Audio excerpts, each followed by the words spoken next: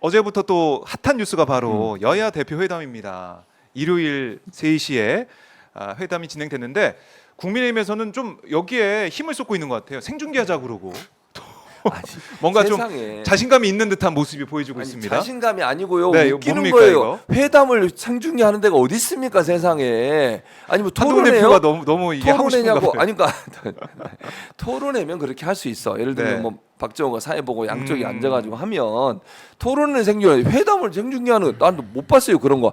본 적 있어요? 회담을 생중계하는 거? 회담을 생중계. 아니 결혼식 때 결혼식을 그냥 장례식장 가서 하자 뭐 이런 걸 비슷한 거죠.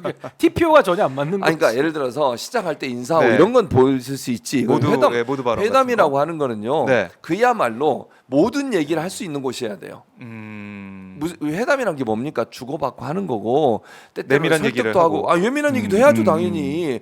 여야가 지금 협상을 해가지고 뭔가 네. 이 성과를 내야 되는데 솔직한 얘기도 좀 하고 또 뭐 우리가 줄 거 있고 받을 거 있고 이런 게 있어야 되는 거 그게 회담이잖아요. 근데 회담을 생중계를 한다고 그럼 생중계하면 그 얘기를 할 수 있겠어요?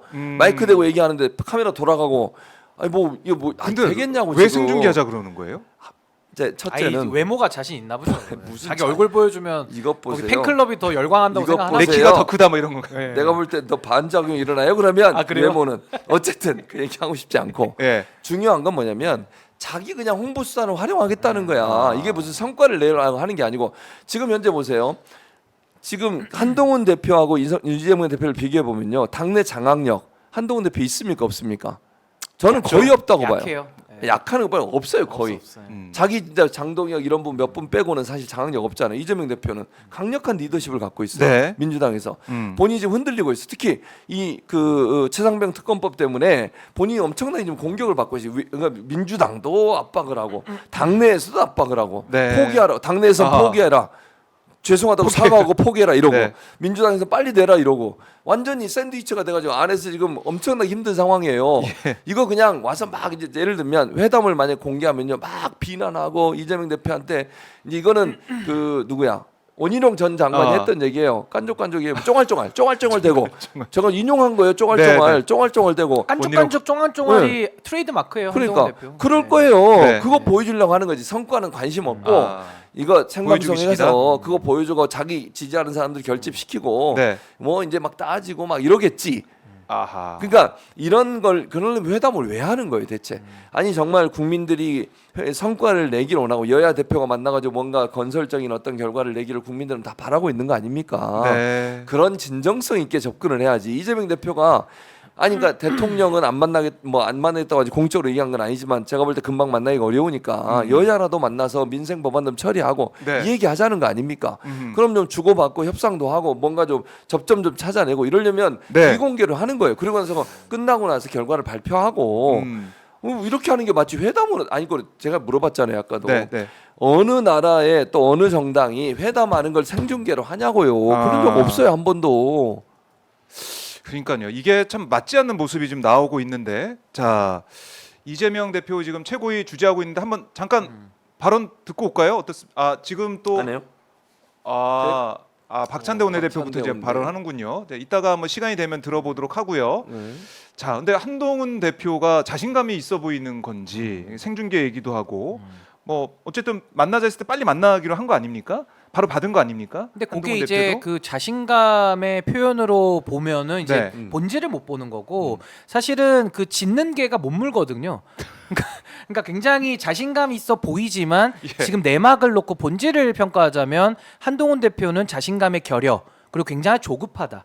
지금 이렇게 조급하다. 정리할 수밖에 없어요. 한 달 동안 한 게 없으니까 뭐 이런 성과가 건가요? 없으니까 지금 본인 입장에서는 당내 입지가 흔들리다 네. 보니 이걸 빠르게 이제 극복해야 되는 그런 상황에서는 총선 때 2조 심판론 떠들어가지고 당내 결집을 도모했듯이 이번에도 이재명 대표를 좀 때려야 본인이 크는 거예요. 그러니까 이게 이제 반사이익 정치의 아주 전형인데 네. 저는 한동훈 대표가 이해하는 정치에 대해서 좀 많이 왜곡되어 있다. 그러니까 결국 정치라는 것이 한동훈 대표는 인기 영합으로 지금 이해를 하고 있는데 정치의 본령은 문제 해결이거든요. 네, 그래서 네. 이게 후보 시절과 대표 시절 다릅니다. 후보 때는 토론도 많이 하죠. 왜냐하면 문제를 발굴하고 문제를 환기하면서 미래를 약속하는 게 후보의 역할이라면은 네. 대표는 뭡니까? 문제를 이제는 해결해야 되는 거고 그렇죠. 말로만 때우는 거는 그 후보 시절 때까지예요.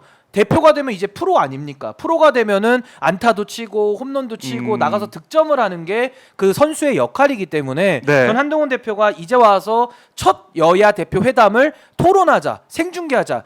이거는 자신감이 아니라 완전한 잔기술이다. 전 잔기술로 좀 정치를 잔기술이다. 하려고 하는 거고요. 네. 저는 그래서 민주당이 정치 선배 아닙니까? 민주당이 정치도 오래 했고 한동훈 대표는 사실 제가 가서 가르쳐도 될 정도 수준의 정치 신인인데 아니 정말로 자신감과 여유를 가지고 저는 민주당이 한동훈 대표에게 야 정치란 이런 거야 좀 보이죠? 이런 걸 좀 참교육을 전 좀 시켜줬으면 좋겠어요. 참교육. 아니 끌려가면서 괜히 그 손바닥도 예. 마주쳐야 소리 나듯이 서로 강대강 이렇게 할 게 아니라 야 정치는 이런 아. 거야. 정치 아카데미를 좀 민주당이 저는 좀 해서 그러니까 저는 한동훈 대표 좀 가르쳐줬으면 지금 좋겠어요. 저는 민주당이 가르치고 있다고 참교육. 생각해요. 네. 정치 교육. 특검법 저는. 관련해서 왜냐면 네. 자 네. 특검법 좀 처음 교육 좀 얘기하니까 해주시죠. 예, 교육. 뭐라 그랬습니까? 처음에는 뭐 그 3자 특검만 받으면 될 것 같다고 그래서 박찬대 의원이 하겠다고 그랬잖아요. 하겠다 그러니까? 그랬더니 갑자기 제보공채.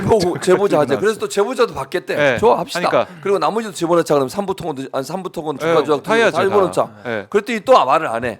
뭐 이제 이유 뭐 달고. 독소 조항 얘기를 또 할 것 같고 뭐 그러니까 그런데. 독소조항 얘기하고 예. 제가 볼 때는 그러니까 그러면 일단 내기라도 해라 그러면 내면 논의라도 해보자라고 그렇죠. 얘기했지 안 안이 해. 뭔지 그러니까 내놓으면 아니 협의 없어요 섭섭하니까. 지금. 그러니까 이런 상황이 저는 참교육이라고 생각해. 아, 그렇게 해야 계속 됩니다. 밀리잖아요. 아니 네. 왜냐면 이거 지금 누가 봐도 이거는 민주당한테 끌려다니는 꼴이에요.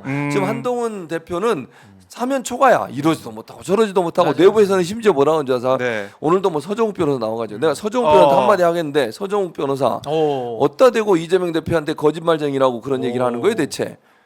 실명까지 실명까지 예. 나랑 토론하게 나오세요. 서 변호사가 아니고 서정욱. 서정욱. 오. 아까 방송하는데 예. 그 방송국에서 예. 이재명 대표한테 뭐 거짓말쟁이라고 그러더라고. 그런 얘기 하지 마세요. 나랑 나와서 토론합시다. 네. 어쨌든 그 얘기를 하고 싶고 두 번째는 아까 말씀드린 거예요. 이게 정말로 그 끌려다니는 모습이다. 왜냐면 계속 민주당은 받겠다 그러고 뭘 또 얘기해 또 받겠다 그러고 그럼 논의해 보자 그러고 회의해 보자 그러고 네. 계속 이러는 거잖아요. 아. 이런 논의가 계속되고 있다고 하면 지금 그리고 내부적으로는 계속 문제가 서정 변호사는 아까 내가 방송 들었다고 그랬잖아요. 네. 거기서 뭐라 그러냐면 한동훈 장관한테 한동훈 지금 대표한테 대표한테? 깨끗하게 사과하고 그거 안 하겠다고 하래. 아, 그렇게 얘기했어요 방송에서. 참. 그러니까 그게 예. 왜 내부적으로 그렇게 막 압박 들어오죠. 민주당은 계속 하라 그러죠. 이게 얼마나 이 중간에서 제가 볼 때 엄청나게 힘든 거야. 밤잠 저는 못 이렇게 잘 봐. 것 같아요. 예. 불면증 많이 올 것 같아요. 아니 그러니까 고민이 한동훈 많아서. 대표가 우리가 이제 그동안 법무부 장관 시절에도 국회에 와서 막 민주당 의원들하고 주고받는 대화도 보고 토론에서도 보고 했는데 만화 기억나십니까? 편의점에 간 한동훈 뭐 이런 화법 그거 맞죠, 맞죠. 만화가 떠오르기도 하고 아니 만화 캐릭터 같아요. 저 물 마시는 모습 보세요. 만화 캐릭터 같잖아요.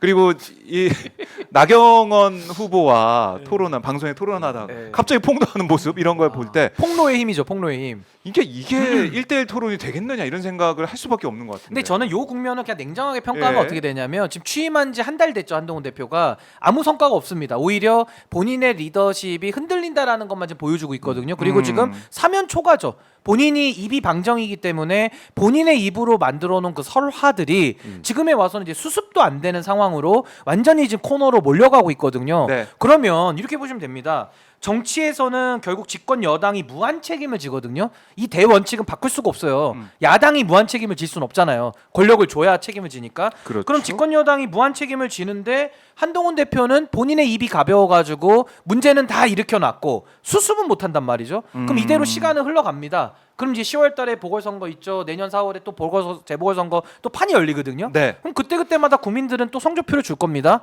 그럼 누가 이길까요? 당연히 이거는 무한 책임을 지고 있는 한동훈 대표가 이 교차 상태를 풀어내지 못한다면은 그 모든 책임은 본인이 독박 쓰는 거예요.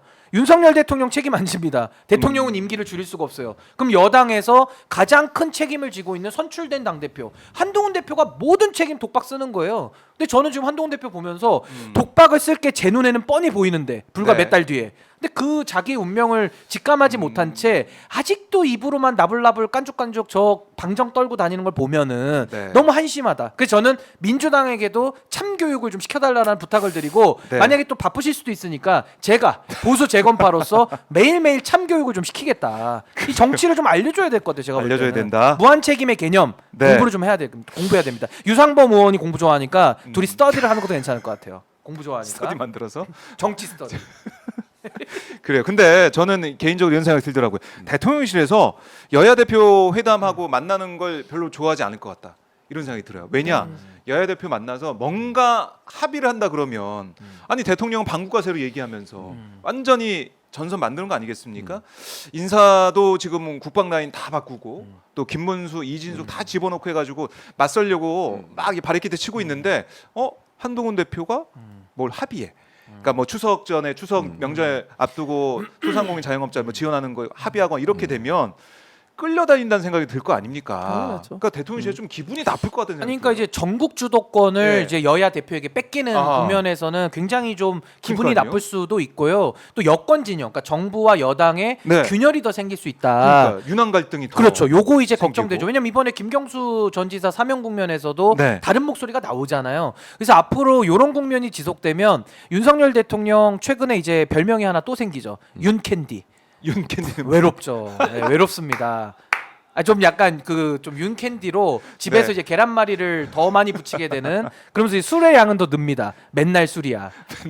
노래 가사처럼. 그러니까 윤캔디가 맨날 술이야 노래를 부르면서 그 뉴스를 계속 보는 거죠. 종편 틀어놓고 그런 장면이 신인기 떠오릅니다. 변호사가 기분이 나빠질 거예요. 이제 예. 노래- 캔디 어떻습니까? 노래 얘기하니까 예. 장어의 꿈이 자꾸 생각나가지고 장어 있고. 아 이거 그만하세요. 그거 안 됩니다. 저 윤도현 가수님한테 사과를 10번 했습니다. 제가 흰수염 고래 그래 그럼 예. 장어의 뭐라 그랬죠? 민물장어. 민물장 아 제가 장어를 좋아해가지고 네. 그때 제가 행진하고 좀 몸이 허했을 때이기 맞아요. 때문에 예. 좀 이해 부탁드립니다. 민물장어라고 그리고 어제 같은 경우는 국토위에서 법안 심사 소위에서 전세서기 특별법 합의 또 처리했어요. 그러니까 여야 간의 민생에 대해서 논의하고 있는 모습이 눈에 보이는데 그렇죠. 대통령실은 어떻게든 방구가 새로 얘기를 하면서 캔디 캔디 외로워요. 그래서 점점 대통령실이 대통령이 있죠, 소외되고 외로워지는 상황으로 간다. 소외되는 용산, 쪼그러드는 아. 용산 이렇게 표현되죠. 알겠습니다.